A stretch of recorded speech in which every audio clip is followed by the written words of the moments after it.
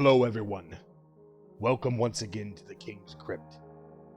Today I have over 1 hour of scary stories for you.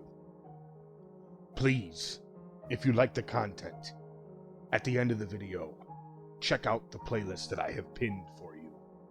I have all sorts of scary content for you to enjoy.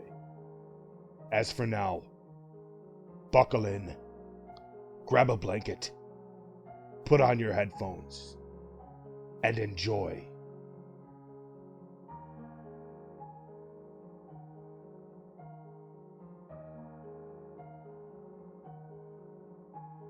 I am house sitting for my mother's friend, and it has gone horribly wrong. She has seen me. I shouldn't have let her see me.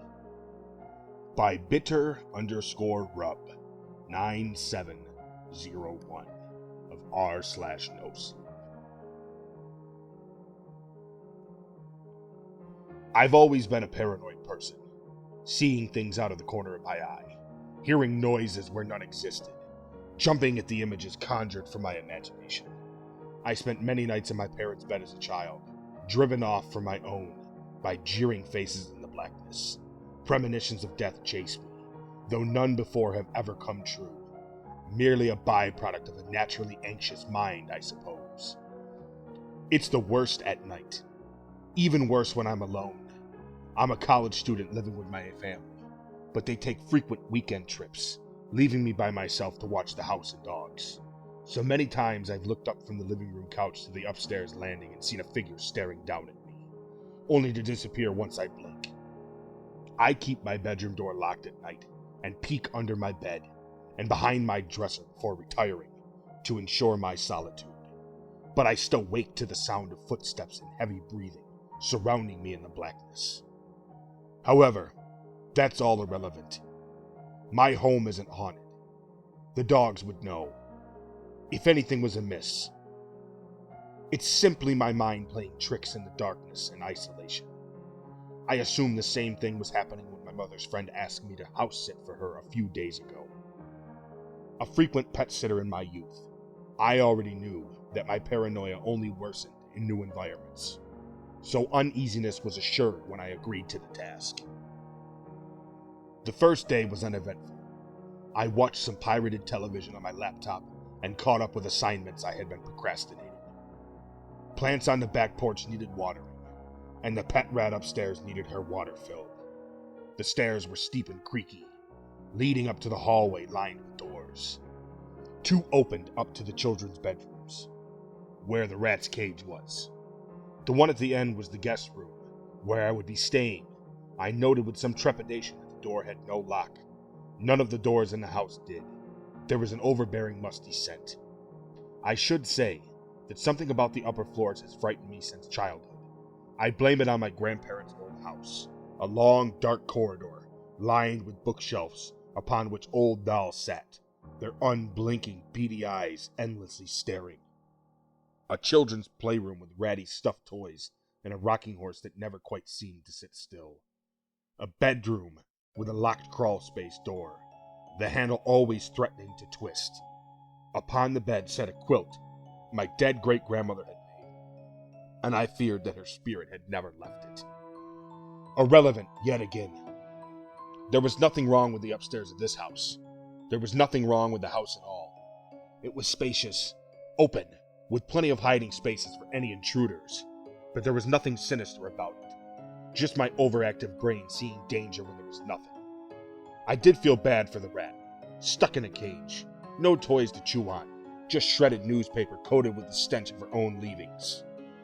I've heard before that they need a friend to keep sane, but she was all alone. She was terrified of me, retreating to a single cramped wooden hide when I reached inside to top off her water and refill her food. I wondered what that would be like, living at the mercy of an omnipotent hand, your existence trapped within the confines of white wire. When I returned downstairs, I saw that the door to the parents' bedroom was open. It had always been open. I just hadn't noticed earlier. Hanging over the bed was the portrait of a woman. Her brown hair was done in braids. Her sallow skin was a bit wrinkled. Her nose was sharp. Her lips were pursed, and her cold gray eyes were fixed upon some unseen thing to the lower right corner, her pale brow furrowed in clear displeasure. She wore a gray turtleneck, and she sat against a black background. A void. She frightened me. I felt that at any moment her head could turn, and those disapproving eyes would cast their disdain on me. I felt that she would want to do me harm.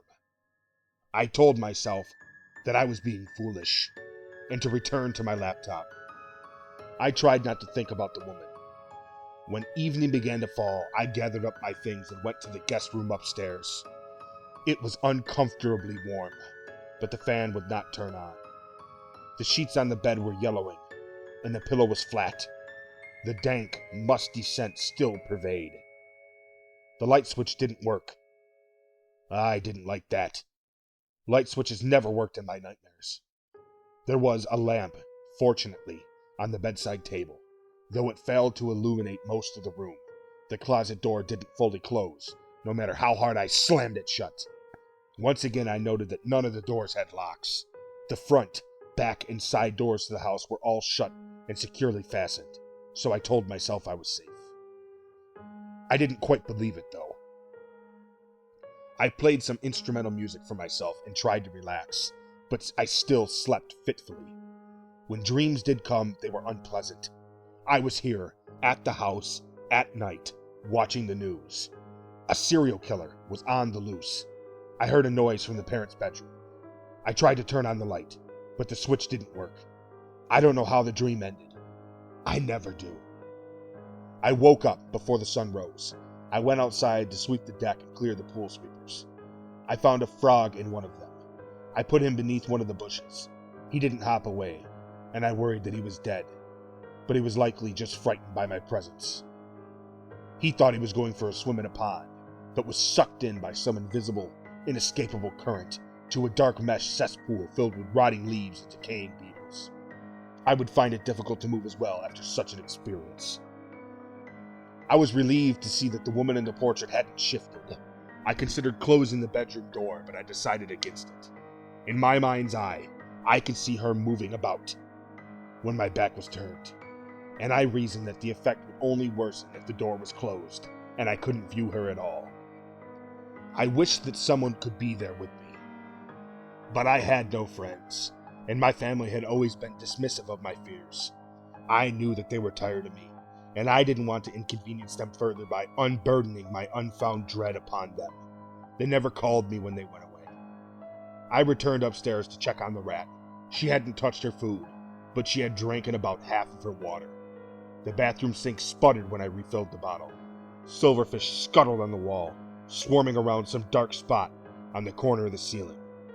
I remembered that they were attracted to mold. The rat hadn't come from a pet store.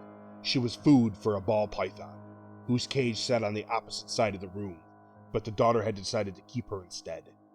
I wondered why she'd taken pity on this rat, out of all the others that had been and will be fed to the snake. I wondered how the rat would feel if she knew the creature that would have been her doom lived a few feet away, separated by only a thin sheet of glass. Once again, I passed the time on my laptop until evening fell, casting strange shadows over the house. I gathered my things to head upstairs, but first I peeked into the parents' bedroom, seeking reassurance that the woman was still within the bounds of the picture frame. It was difficult to see, the blackness of night reflecting off the glass, making it look like it was empty. It couldn't be empty. That was impossible. I took a single step forward, my feet brushing the slightly sticky carpet of the bedroom. I ran my hand along the wall, searching for the light switch, but couldn't find one. I turned on my phone's flashlight and pointed it at the portrait, and I could see nothing but the void. A forceful, primal fear hit me, the terror of a mouse trapped in a cat's claws. My heart grew heavy, pounding against my chest, and my entire body trembled. My phone nearly slipped out of my shaking hands. I knew with certainty that I had to get out, right now. I stumbled over to the front door and tugged at the lock, but it wouldn't budge. I yanked at the handle, shoved my shoulder against the door, slammed my fist against the window pane, but it was useless. I couldn't escape. The woman didn't want me to leave. My breath came fast and heavy, so loud that I nearly missed the soft rustling of a dress behind me. I turned. There was the woman, walking the hallway by the living room. She walked like a soldier, swinging her arms and legs wide and stiff, her dead gray eyes staring blankly forward. If she turned to the right, her hateful gaze would have fallen upon me.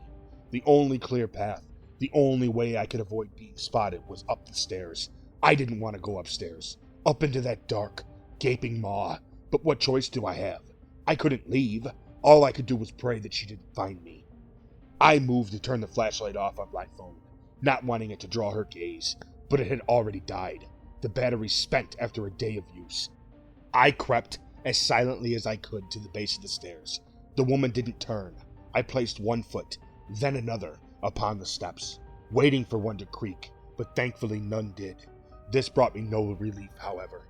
As I padded to the guest room, the rat began to squeak, furiously, frenzied, shaking the cage as she ran back and forth among it. I stopped in place, my mouth growing dry, and peeked down the bottom floor. I could see the woman. She too had stopped, her head twisted upon its long neck. Her filmy eyes darted about, searching. I pressed myself against the wall, but it was too late. They fixed upon me, and they were full of malice. Her slow, soldier's gait did not change. She had no need to move any faster, not when I was already trapped. Futile thoughts. I knew it was. I still rushed to the guest room, slamming the door behind me. With shaking arms, I pulled the bed in front of the door, then the nightstand upon which the flickering light sat. The light switch still didn't work. I concealed myself within the dusty closet, the one with the door that wouldn't latch. My laptop still had some life, so I began to type, wishing for my family, for anyone, to know of the events surrounding my demise, even knowing that they wouldn't care. Outside, I could hear the steady thump of the woman's footsteps growing ever closer, and the terrified squeaking of the rat. I can't say what the woman will do to me. I think she will put me in the void, in the space where her loathsome eyes are fixed. I think that, when I am gone, I will be neither missed nor mourned, merely hated by the woman for the rest of eternity. I can hear her hitting the door. The bed screeches as it slides across the wood floor. The rat has gone silent now. What happens next? How exactly will my time end? I don't know. I never do. Know when death is near, by Plushy Bean 082 of r/NOSLEEP. Truth is, I wasn't always a believer. All that bullshit on the internet of fake Photoshop photos of ghost sightings and videos made me chuckle. Because I know they're fake. Because I have seen them. The real them. I recently was diagnosed with lung cancer. I never smoked a damn cigarette in my life. What a joke. I was healthy, fit, and in shape. Running was my escape. Yet as the leaves began to fall, I started to feel pain in my chest and have coughing fits after attempting to run on the trails that we have here. I ignored it for a few weeks, to be honest. I figured I was getting sick, since it was about that time of the year, and took a break from working out. The coughing persisted though, and as I coughed, I choked on something wet, and as I let out a big cough, I saw it for the first time. Blood. It was then that I realized something was wrong. Really, really wrong. Finding out the truth was hard. They took x-rays and blood tests and told me the news. I am a man of many strengths, but I cried. I couldn't process the reality of death. They told me I was lucky if I had 6 months to live. I never found a wife or even had a child. I never settled because I thought I had more time. I'm only 26 years old, and I have no one. I'm going to die alone. As the thoughts began to rush in from the magnitude of this news, the doctor discussed my options, and I opted out of chemo and surgery. The cancer spread to the point I would have only prolonged my suffering. Honestly, I didn't want to do multiple surgeries either. Cut open, sewn up again, just to be opened up again. I decided to go home and hire a nurse to come see me now and then to check on me. Then go to hospice when it's officially my time to go. I wanted to be in the comfort of my own home, not a hospital bed. Little did I know at the time, comfort would only be a dream, and I would be tormented. Even as I write this, I see them, staring at me with lifeless eyes and a grin on their face. When they smile, I see rotted teeth.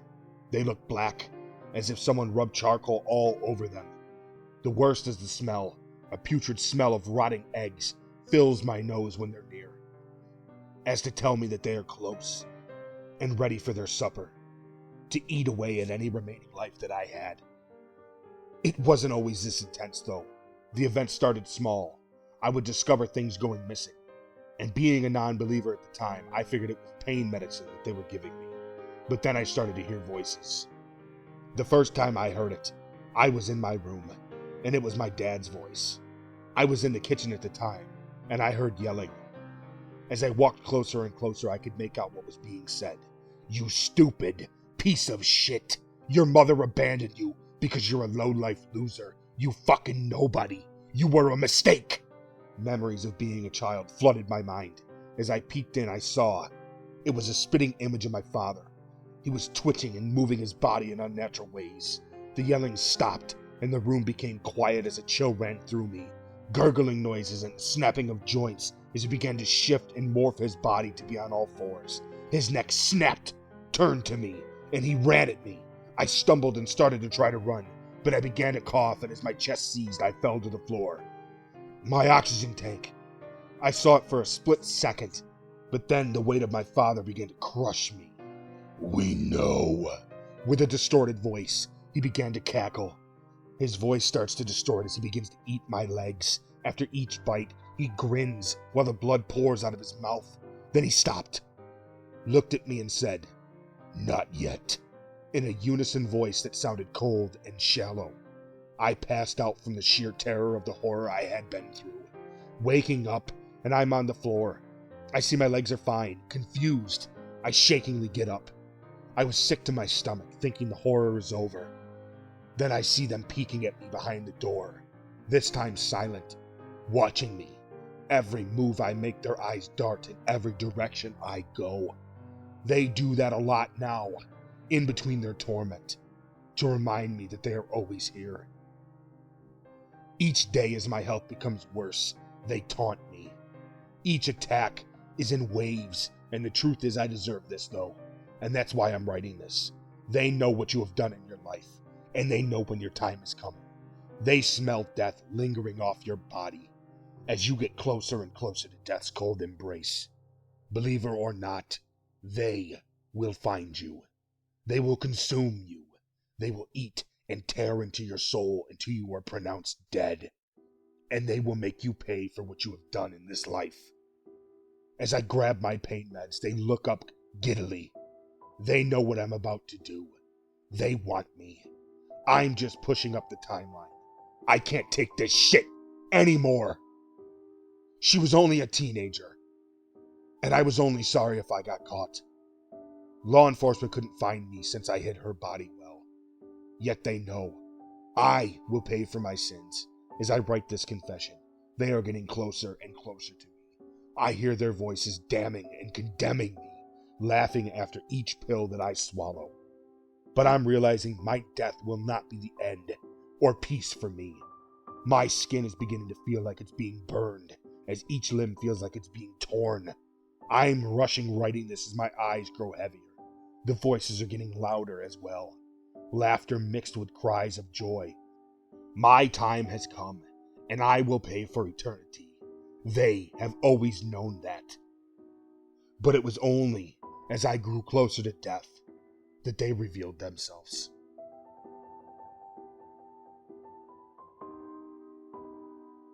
I keep finding duplicates of things in my apartment. By both ad 7659 of r/NOSLEEP. This is going to sound completely insane. I've been sitting on my phone for the past few hours trying to decide if I should even share this. The idea of it is so absurd. I can barely wrap my head around it. But, if anything, I need to have some record of this experience if things take a turn for the worst. And they're starting to look pretty bad. It all started about a month ago. For some context, I live with my roommate in a small flat in Washington, D.C. I'm not home a whole lot because my job requires me to work upwards of 70 hours a week. I came home one night after a harrowing day of work. It was pretty late, and I thought my roommate was already asleep. I was fully prepared to do my nightly routine and hop into bed.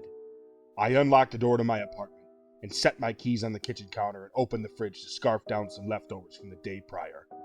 I turned my back from the kitchen counter for not even a minute as I rummaged through the fridge, scouring each shelf for my Tupperware container of taco meat. Upon finally finding it, I turned back around to head towards the microwave and heat it up, but something caught my eye. There were now 2 sets of keys on the kitchen counter. No, that's not right, I thought to myself. I knew I had just put my keys on an empty kitchen counter, so how could anything have just magically appeared? Was I so tired I was seeing double? I rubbed my eyes, but the replica keys remained, still next to mine, clear as day. I tried to rationalize it immediately. I mean, hey, I'm a logical guy. I can always find an explanation for even the most absurd phenomena. I knew I didn't have any spare keys, despite my mother's constant instance that I made copies just in case. So how could another keychain, identical to the one I owned, materialize next to mine in an instant? I figured my roommate had crept in behind me and placed his keys on the table next to mine. I was probably so exhausted I hadn't even heard him come in the room. Though this explanation made the most amount of sense, upon further inspection, I realized the keys were an exact replica of mine, right down to the Charmander keychain I have had since I was a teenager. There were keys on this mysterious replica that I knew for a fact my roommate couldn't have had. For instance, I saw keys to offices in the buildings I worked at. The keys were even positioned the same way as I had set them down.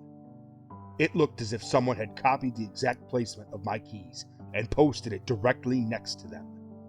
It was utterly impossible. But again, I insist that I was not an irrational man. Not then, at least. I knew this had to be some kind of prank. My roommate and I weren't close. He was a pretty peculiar guy, with interests that differed very far from mine. We didn't interact much, besides the occasional cordial greeting, but I never would have expected him to be smart enough to play a prank like this. It was odd, even for him. I continued to reason anyway, coming up with any plausible explanation for the duplication of my keys as I ate my dinner in silence and headed to bed. But I couldn't sleep that night. I tossed and turned and sweat through my sheets. I had known in my gut something wasn't right. But I tried to ignore it, for the sake of my own sanity. The next morning, the clone keys were gone. Only 1 pair remained on the kitchen counter. I breathed a heavy sigh of relief, chalking it up to me being so sleep-deprived that I was imagining things. Boy, was I wrong. After about 2 weeks, I had honestly almost completely forgotten about the whole incident. That was, until it happened again. This time, I had just gotten out of the shower on my 1 day off. It was Saturday, and I had decided to go for a quick run around the city for some exercise. I had arrived back at my apartment and taken my AirPods out to jump in the shower. I placed them on my dresser with a second thought before gravitating towards the bathroom to do my thing. About 15 minutes later, I leisurely made my way out of the bathroom, heading towards my dresser to throw on a pair of shorts and a t-shirt when I saw it. 2 AirPod cases lay before me. One right where I had left it, and a duplicate right beside it. I had to bite back a scream. Where had the other case come from? How could I even discern the difference between the two? Which one belonged to me? I sat there for what felt like hours, staring at the scene before me in disbelief. I even contemplated whether or not I was going cross-eyed. I imagined the horror of beginning to see double of singular objects. I, eventually, tentatively, reached a hand out to touch one of the cases to prove this theory. But I felt it in my hand.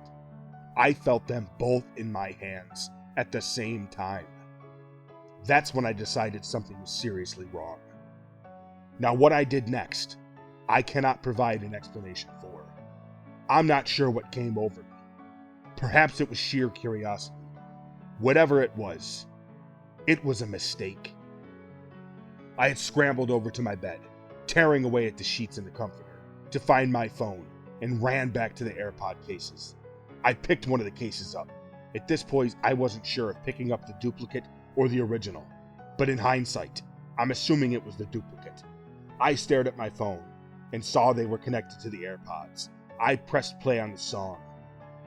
The song that I had heard was all too familiar. Kelly Clarkson.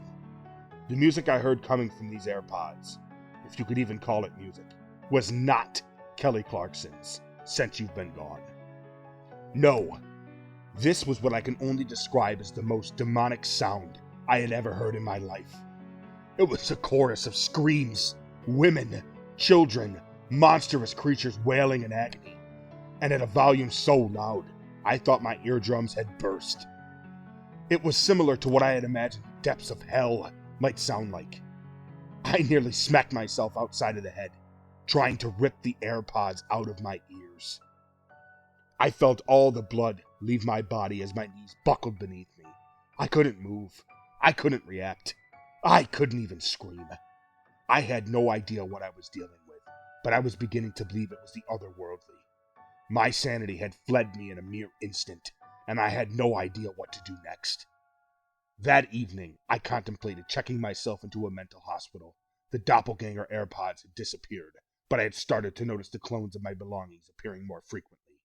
That same day, I had found 2 of the same ferns growing by my bedside. I knew I only bought one. I tried to pour myself a glass of bourbon to calm my nerves, and found 2 of the same limited edition Blood Oath Kentucky Straight bourbon bottles right beside each other. I had gotten only one as a gift on my 25th birthday. I even went to brush my teeth that night and found a replica of the same exact toothbrush right down to the division of the bristles and the direction that they were pointing. I called off of work the next day, and the following days after that. I couldn't function. I was living a life of dread, of trepidation. I was afraid to open my eyes. I was afraid to fall asleep. I felt as if I was going insane. But nothing could prepare me for what happened next. I was holed up in the corner of my room, sitting at my desk, making a list of things that had duplicated, only to disappear in an instant. Throughout the course of the week, I had my laptop, my dresser, my picture frames, my pillow, and even my window duplicate themselves on more than one occasion. It had gotten to the point of being nearly inconvenient, if not inconceivably terrifying, specifically when the dresser had cloned itself right in front of the doorway to my bathroom. I hadn't had any contact with the outside world since the AirPod incident. I hadn't seen or spoken to a human being in fear of them seeing through my veiled mental deterioration. I hadn't slept or eaten. I knew I would die if I kept living like this. At one point, I heard the front door of my apartment swing open, followed by the muffled humming of my roommate as he made his way to his room. I knew he was my only chance at survival.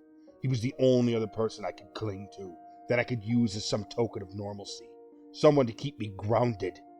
I ran to my bedroom door and flung it open, raced to the kitchen and caught him just before he laid a hand on his bedroom door. I was panting like a marathon runner and probably sweating like one too, but I didn't care. I didn't care about my appearance anymore. About how crazy I looked. About how crazy I was about to sound. I just needed someone to confide in. "Hey man, what's going on?" he said casually as he turned his attention to my hunched over form. His tone immediately changed from cordial to genuinely concerned. "Whoa, you okay?" I gasped, struggling to get the words out. "I have to talk to you about something that's been going on here." Whoa, all right. Take it easy, man. Let's sit down." Put his hands in front of him, as if to gently coax a rabid animal. I remember thinking his calm, cool tone was particularly out of character given that, as I mentioned before, my roommate was a pretty odd guy and wasn't usually one to be great with social interactions. But at this moment in time, his level of emotional intelligence was of very little concern to me. "You have to listen to me," I tried to say, swallowing the saliva that accumulated in my mouth. "There's something really wrong with this place. I keep seeing double." "Seeing double? Like, you're too fucked up or something? Is that what you mean?" He stifled a laugh, clearly an attempt to lighten the mood, but I persisted. No, I'm not drunk. I keep seeing things appear, objects that are duplicating themselves." I knew how it sounded. I knew there was very little chance that he would believe me, but at this point, I didn't care. I needed to find a solution. I needed to talk to somebody about this. Anyone. "Dude, that's impossible," my roommate chuckled, nervously. "Are you sure you're not just having some eye problems or something?" No! You're not listening to me. I'm growing more and more agitated by the second. I can feel them too. The replicated objects, they're physically there. You have to understand. Suddenly, so suddenly, I saw something from behind my roommate. From behind his form, I saw movement. I know I did. I saw a figure. It was peeking at me from inside his open bedroom door. Though it was dark, the only source of light coming from the kitchen, and it barely illuminated my roommate, let alone the area behind his large body. I saw it. I saw the glimmer of a black eye peeking at me from beyond him. It disappeared just as quickly as it appeared, as if it were snatched back into his room by an unseen force. I stared at my roommate with wild eyes. I pointed a shaky finger at him ever so slowly. "Who are you?" I said in a voice so low, I almost didn't recognize it as my own. My roommate's face morphed from a concerned expression into one of sheer terror. "What? What do you mean, man?" Silence rang into the air, and the tension was sharp enough to cut through steel. I stared at my roommate for God knows how long before I glanced once more at the doorway behind him just as a figure reappeared. I could only see half of its face, a dark, black eye, the corners of a mouth, and a long, slim nose. I couldn't see a discernible expression, but I knew in my gut that I could see just enough to recognize those features. The too long nose, the high cheekbones, the shaggy, greasy hair. I knew it was him. Or one of him, at least. It was my roommate. All I had to see after that was the movement of its mouth as it formed one word. "Run." And that just about what did it for me. I burst into action, bolting towards the door and nearly ripped it off its hinges. As I threw myself into the hallway of our dingy apartment building, I raced down the hallway, pushing through the emergency exit doors and sprinting through the streets of DC, narrowly avoiding getting hit by a slew of cars on my way out. Yet the entire time I could still hear them, the footsteps behind me. I didn't bother turning around. I ran for what felt like miles before finally slowing to a halt, only when the sound of footsteps behind me had subsided. I ended up near a dimly lit dive bar on the wrong side of town, and decided to head in for a drink, because Jesus, after that night, wouldn't you? And that takes me to where I am now, sipping on a vodka soda, sitting here typing this all out, recounting the past few weeks that have been nothing but complete chaos in my life. I was lucky enough to have had my phone in my back pocket when the whole situation with my roommate went down. I'm surprised it didn't fly out as I ran for my life down the streets of Washington, D.C. I don't know what to do. I can't call the police. I'll sound like a complete lunatic. Regardless, I know what I saw. I know there's something seriously wrong. The only upside of this night is that during the time it took to write this out, someone must have noticed how troubled I looked and ordered me another vodka soda, because now there are two sitting right in front of me on the bar.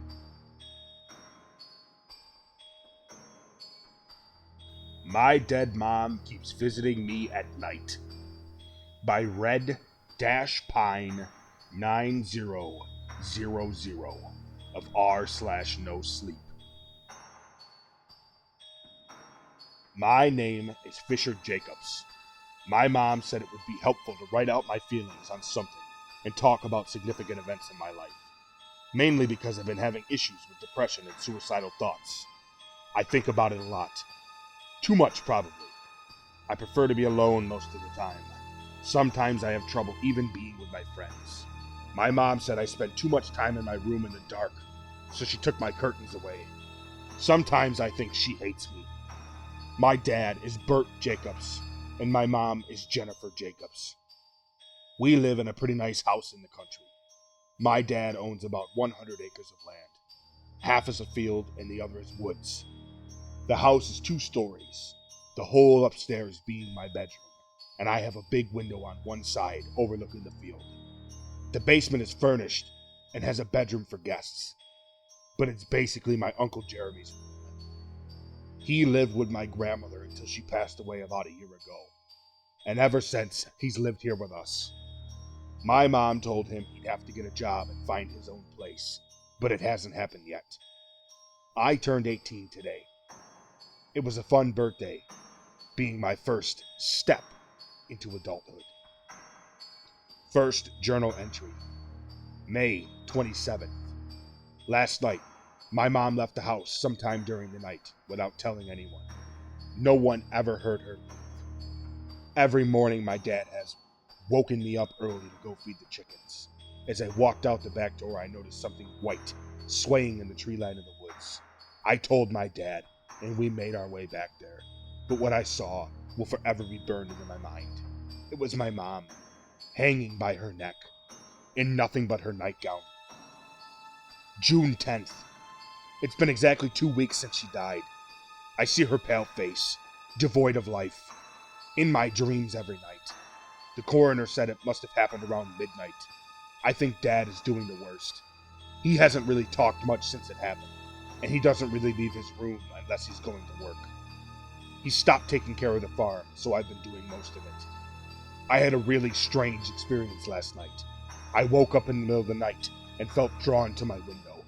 I looked out and could have sworn I'd seen someone standing out there in the field. The moonlight wasn't strong enough for me to properly tell, but it freaked me out. I just brushed it off and went back to bed. Although it was kind of hard to fall back asleep, I kept feeling a weird anxiety about what I saw. June 12th. Last night I woke in the middle of the night. This time the motion sensor light was on the back porch. So I got up and looked out the window, and I saw something weird. It looked like someone was standing just outside of the light, but I still couldn't tell if it was just me seeing things. But I swear it looked like someone was standing there. June 19th. I keep forgetting to write in this journal. I don't have too much happening in my life, but I've been thinking about my mom a lot recently. She was deeply in love with my father. They had known each other since high school, and my mom always told me that she hoped to be with him in the afterlife. Whatever it was. She was hard on Uncle Jeremy, but she just wanted him to do better because she loved him. He was her best friend. They told each other everything. I mean, hell, they're only a year apart. That's why I can't help but feel like I'm the reason she did it. We kept butting heads over everything, and I just kept telling her I wanted to be independent and that I wanted to be left alone. She kept getting mad that I was going out and getting high with my friends instead of doing my homework and focusing on school. She just wanted me to get into a good college, to have a good career, and be successful. But I just wanted to have fun. Mom, I'm sorry. I wish I listened to you. I'm sorry that I pushed you too far and made you so unhappy. I miss you, Mom. June 24th. Last night I went out with my friends for the first time in almost a month and stayed out until about midnight.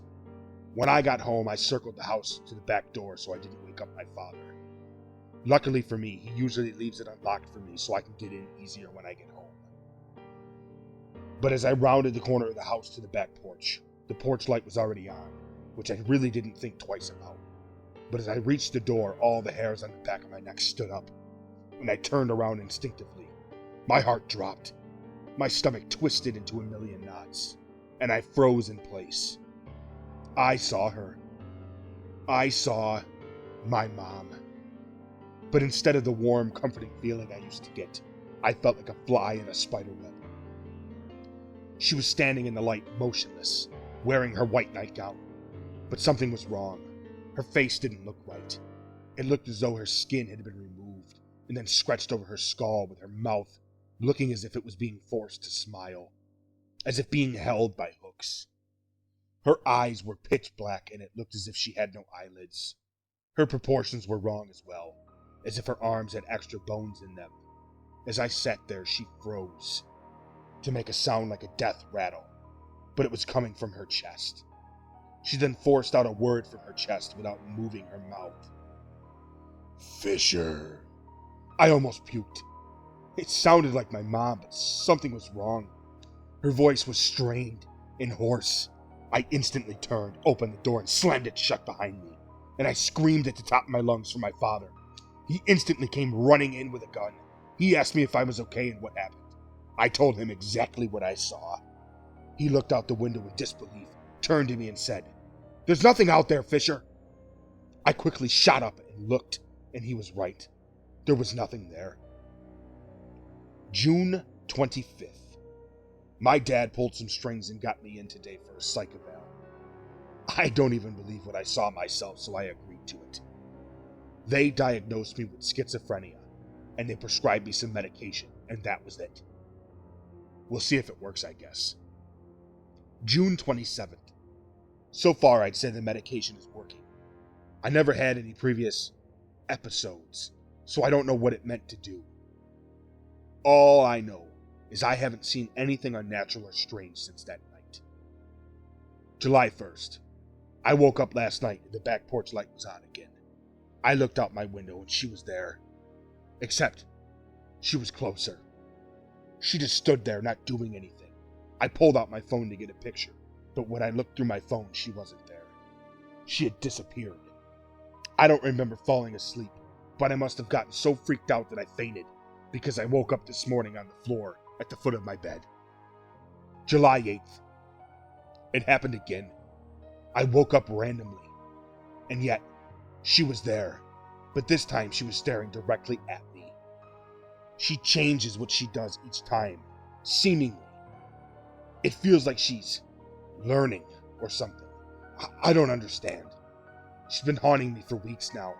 I don't get good sleep anymore, but I think I'm figuring her out, at least a little bit. July 14th. I was in the basement playing video games with Jeremy tonight. It was fun. I felt comfortable, like everything was normal for the first time since my mother died. Then, we heard a loud screeching noise. Jeremy brushed it off and said it was probably a bobcat, which have terrifying cries and aren't uncommon around here. But it didn't sound right to me. It sounded strange and unnatural. We continued playing, and I noticed through the small window in the basement that the back porch light came on. I felt dread in the pit of my stomach. I jumped up and raced to the window and looked out, and I saw her. Only this time she was crawling around on all fours. I called Jeremy to come look. He groaned and nonchalantly walked over, looking out the window. "Dude, there's nothing out there. You gotta stop going on like this about her, man. That's my sister, and your mom. I know coping is hard, dude, but we all just have to live with this. We all miss her." I ended up going back to my room. He wasn't going to believe me, and I'm beginning to feel like I'm going insane. July 15th. This morning I woke up to Jeremy walking up the stairs to my room. He looked exhausted. He sat down at the end of my bed and put his face in his palms. "I saw her," he said. "I asked him to tell me everything. Right after you left, I turned on a show to watch and fall asleep to. I laid down on the couch, and that's when I saw her. She was staring at me through the window in the basement, her eyes piercing through me. Her face was pressed against the glass like she really wanted inside. I've never been more scared in my life, dude. I don't know how long she sat there and stared. I covered my face and she was gone. I immediately covered the window so she couldn't see me, and I hid in the bedroom all night, waiting for something to happen. I didn't sleep. This honestly made me feel extreme relief, knowing I'm not going crazy. Jeremy asked if he could sleep in my room for a few nights, and I told him yes. So we gathered blankets and pillows to make a makeshift bed for him now on the floor. July 22nd. Last night, me and Jeremy both woke up at the exact same time to another scream, like the one from the other night. But this time, she wasn't out there staring up at us. We heard the back door open, and we both raced towards the stairs. When we got to the bottom, we could see my mom standing there with the back door open, Smiling, with her spine-chilling grin, she began making noise from her chest again, uttering out, "Fisher." But this time, it was followed by, "Let me in." She began repeating it, "Fisher, let me in." Captivated by fear, I was able to spit out the word, "No!" After which she fell to all fours and began creeping backwards in a rigid manner, almost as if her limbs were frozen. She continued backwards, out of the light. It was only once that she was out of our view that we rushed towards the door and slammed it shut, locking it. Me and Jeremy both went back up to the room, and we must have passed out because we both woke up this morning on the floor of my bedroom. July 29th. When I woke up this morning, Jeremy was gone. I figured he might have just woken up early, but I asked my dad and he said he hadn't seen him. I searched the whole house and couldn't find him. My dad said he probably just left early to go do whatever it is that he does. Part of me wanted to believe him. The other part was sure something more sinister had happened to him. August 5th. I woke up last night to sobbing outside. I walked over to the window and to my horror, there stood Jeremy, right next to his sister. Except he was different. He had a horrifying frown instead of a grin like my mom. He was also hunched over as if his back was broken. They both looked directly at me and began moving towards my window. I sprinted back to my bed and covered myself with blankets, peeking out only to look at my window for brief moments. To my horror, they were both staring in my room, faces pressed against the glass. Then Jeremy croaked out, "Fisher, sorry. Help." As my mom asked me to let her in again, I just sat there being tormented. I don't know how long, but as usual, I fell asleep at some point and woke up this morning. August 12th. I woke up 6 hours ago from the time of me writing this entry. When I woke up, I heard someone moving around in the house. I froze, but then I realized it was my dad. I couldn't make out what he was saying, but I know he had his boots on. It meant he was about to go outside. I jumped down my stairs, looking toward the back door, and saw my dad was already outside. I ran to the back door and screamed as loud as I could, "Dad, no!" He didn't even turn around. All he said was, "Jenny, wait. Please come back. I need you." I screamed for him as hard as I could, but he was already gone. I ran to his room and grabbed his gun, and as I stepped into the hallway to the back door, Jeremy was standing there. I aimed the gun with no hesitation and fired a shot. It seemed to just go straight through him like nothing. I dropped the gun and ran to my room. I looked at my window and saw my mom, Jeremy, and now my father. They were all talking at once, driving me insane. I grabbed the blanket from my bed. I covered the window. Then I dropped to my knees and covered my face. Suddenly the voices stopped. I sat there like that for a while, but eventually I just sat on my bed, staring at the blanket on the window for hours. The sun finally came up. It's 6:30 p.m. right now. I waited all day. I just took the blanket down, and nothing was there. So I guess I'm alone now.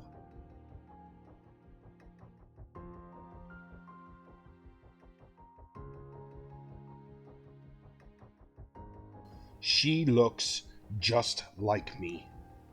Silent dash area dash 6727 of r/NOSLEEP.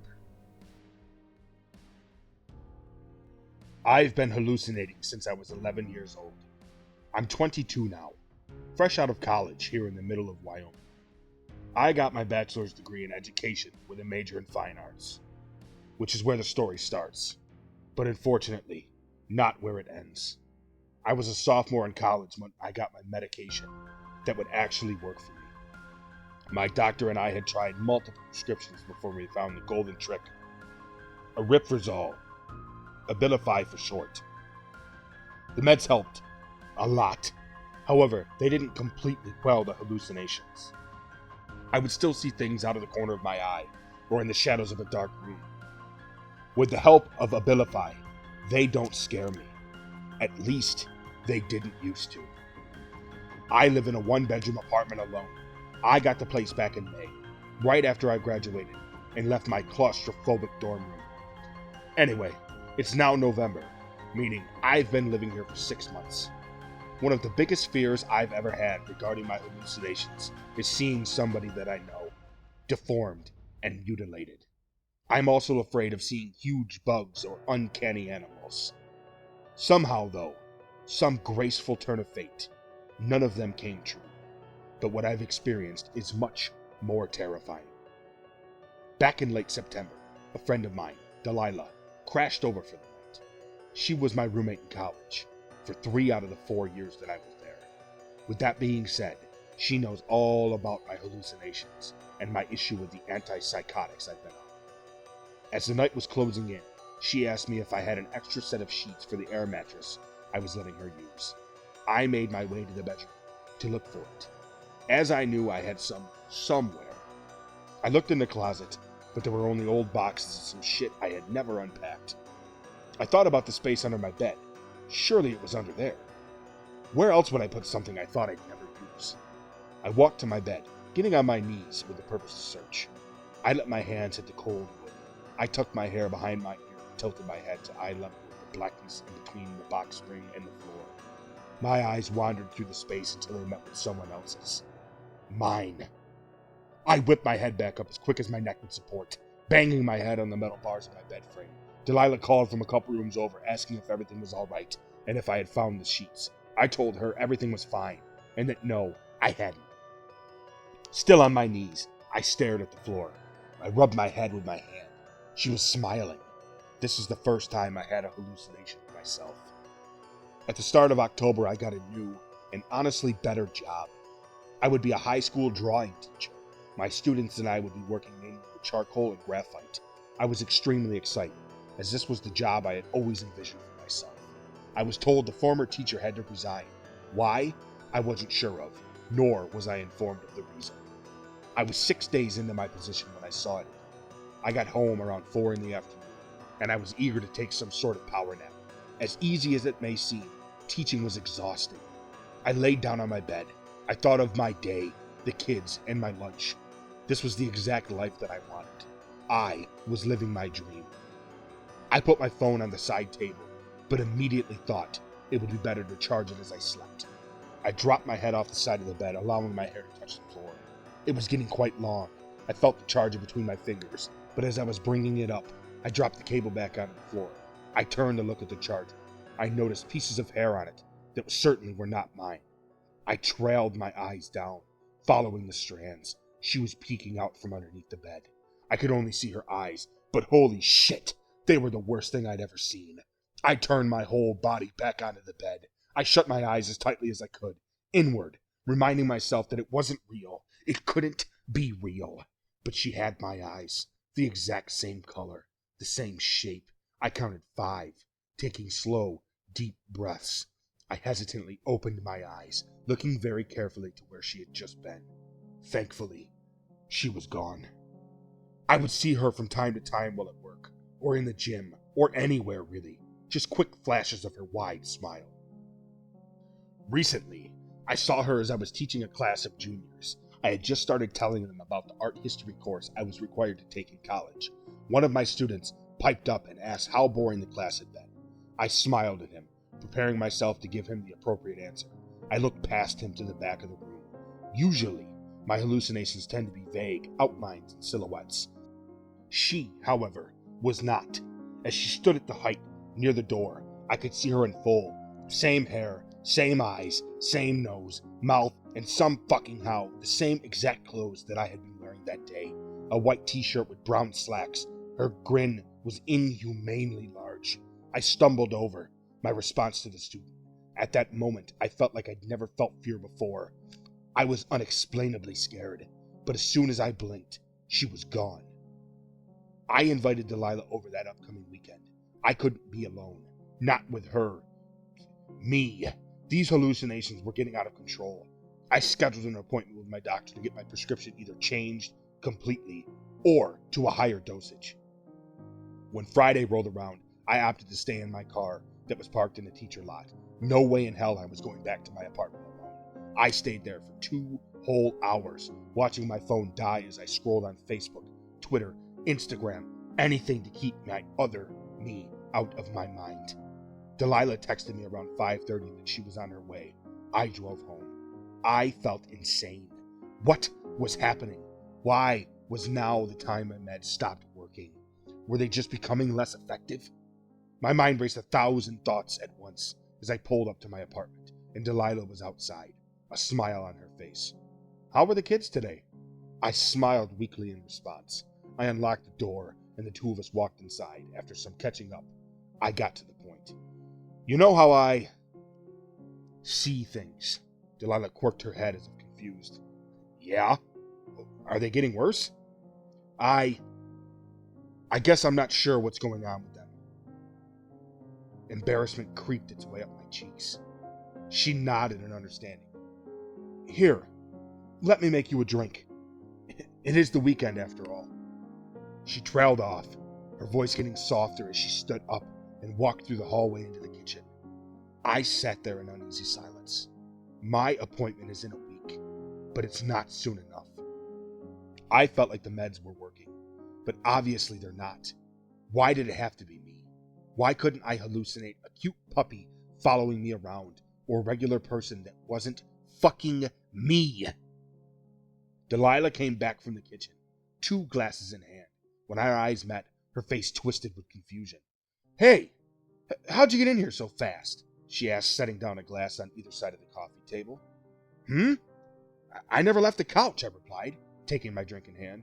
She looked even more confused. What? I just passed you in the hall. She chuckled as she said this. I saw something move behind her. It was me. No, this wasn't hallucination. This was a real, tangible person. A fucking person. You know it's not nice to lie, she laughed. Delilah. Aren't you going to try your drink?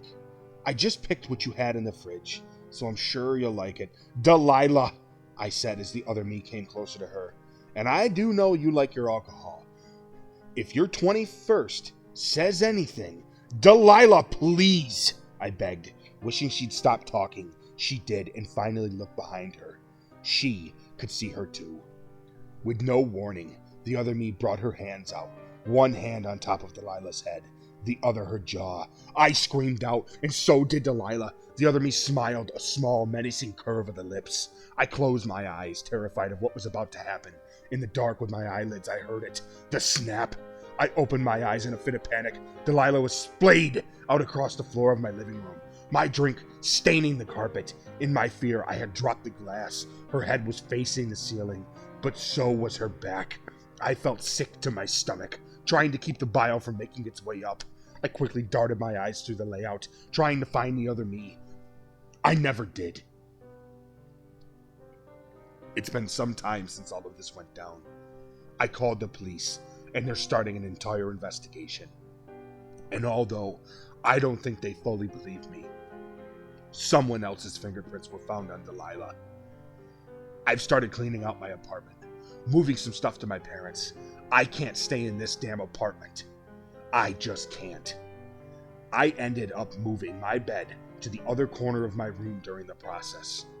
In the mess of dust and old tethered blankets that had been wasting away under my bed, I saw a folded set of sheets. This leads me to today.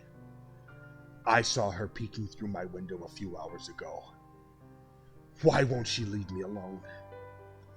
I don't know what I did to deserve this.